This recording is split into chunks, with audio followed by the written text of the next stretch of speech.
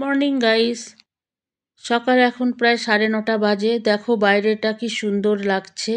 শীতের সকাল, রোদ উঠেছে, শীত শীত আছে, তো বেশ ভালো লাগছে বাইরেটা দেখতে।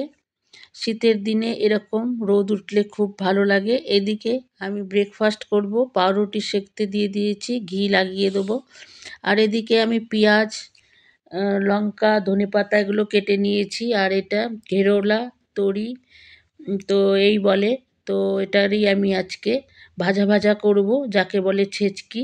তো এখানে কালো জিরে ফোড়ন দিয়ে পেঁয়াজ আর কাঁচা লঙ্কা ভেজে দিয়ে দিয়েছি সবজি, আর দিয়েছি নুন হলুদ, বাস আর কিছুই না। তো খালি ভাজা ভাজাই করব। তো বসিয়ে দিয়েছি, হচ্ছে এখন। আর এদিকে আমি ছোট্ট একটা ডেকচিতে ভাত বসিয়েছি, এদিকে ভাত হয়েও গেছে। তো আমি এখন ভাতের মাড় ছেঁকে নেব। তো আমি কেন অল্প একটু ভাত করলাম বলছি তোমাদের। আগে মাড়টা আমি ছেঁকে নিই, তারপরে আমি বলছি। তো মাড়টা আমি ছেঁকে নিয়েছি। তো মাড় ঝরানো প্রায় হয়ে গেছে। এবারে আমি দেখাচ্ছি কেন আমি ভাত কম করলাম। এই যে আমি খিচুড়ি করেছি, কাল রাত্রে খিচুড়ি, এটা রাত্রে খিচুড়ি করেছিলাম। তো রয়ে গেছে কিছুটা, যার জন্য আমি ভাত কম করলাম। আর এদিকে তরকারিটা একবার নাড়িয়ে দিচ্ছি। এই তরকারির তো আর কিছুই না, মাঝে মাঝে নাড়ালেই হয়ে যায়, শুকনো শুকনো করতে হয়, বাস। আর এদিকে একটু বেগুনি করব, তার জন্য বেসনটাকে গুলে নিচ্ছি।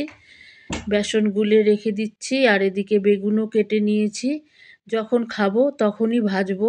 এখন থেকে ভেজে রাখলে ঠান্ডা হয়ে যাবে, খেতে ভালো লাগবে না। সেই জন্য গরম গরম খাওয়ার সময় ভেজে নেব।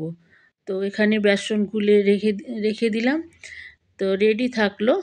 তো বেসনগুলা হয়ে গেছে, তরকারিটা দেখে নিচ্ছি। তরকারি হয়ে গেছে, ধনেপাতা দিয়ে দিলাম। তো এখন আমার রান্না হয়ে গেল। দুপুরবেলায় যখন খাবো তখন বেগুনি ভেজে নেব। তো এই আজকের রান্নাবাড়ি আমাদের দুপুরবেলার, একদম সিম্পল, তেমন কিছুই না। তো রান্না শেষ। তো আজকে এতটাই। আবার দেখা হবে নিউ ব্লগে। টাটা।